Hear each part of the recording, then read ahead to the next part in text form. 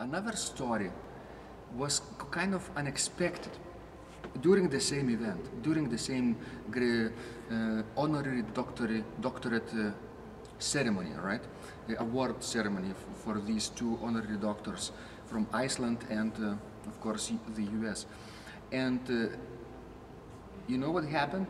During the ceremony, there was a place where they had to give the diplomas, special honorary diplomas to this doctor from Iceland. And apparently the person who organized the event mixed up the diplomas, you know, and we were gathering here on the organ balcony with the choir, right, and with this conductor, my friend, and it was a strange silence. We started feeling that something is not really good, because we had the scenario, right, in our hands, and knew that now Dr.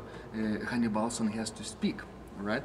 But no, for 2 minutes it was such a strange murmur in the pews of the church downstairs, and then suddenly my colleague from the cultural center, actually my boss from this university, suggested maybe you should play something, you know, and I was sort of during this strange silent period, and I was almost ready to jump in, right? But then she said, "Oh, just wait, maybe the person who was leading ceremony will announce something," and you're right, she was right, because the person just announced, said, "Maestro, could you play something, right? Could you please, could you kindly jump in and play something, you know, on the organ, maestro?" And that was my cue, of course, and I started playing. And I started playing and playing and playing. For 7 minutes, I started playing unrehearsed music, unprepared music, right? I just started to do this nice fantasy. I wouldn't want to recreate this today, but you know how I sometimes do this, jumping from manual to manual, creating these echo effects between the manuals, showing off basically various divisions and organ stops.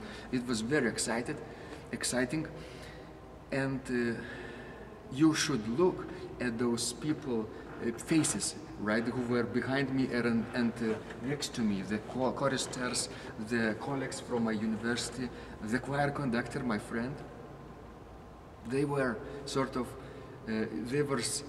could not believe what I was doing, you know, because I was not ready to do this, not prepared, so to say, and not notified in advance. But what happened, I basically saved the ceremony. Because during these 7 minutes, the person who organized and mixed up the diplomas had the chance to go to the office and grab a real diploma, right? And then come back quickly to the church and continue the ceremony as if nothing happened. I don't know if really nothing happened afterwards to this person, because of course this was such a sort of emergency, right? But emergencies do happen, and do happen for us, for organists, right? So I felt when I had to answer the questions what I did and how I felt later after the ceremony to these colleagues around me, I said, well, it was just like a mass or church service, like we don't know what to do, what comes up next, and we wait to the cue from the priest or the pastor, right? And then we jump in and play whatever we want, and we stop whenever it is required for us to stop, right? If we don't know how long, right? So that was in a way another story from my weekend. So I just wanted you to feel, and other people who will be listening to this later on, to feel what it takes to be an organist in today's world, right? I think it was always the case. That we had to basically improvise during church services, but this was actually the first time that during university this solemn ceremony, I was required to do something really unexpected, and it did save the event.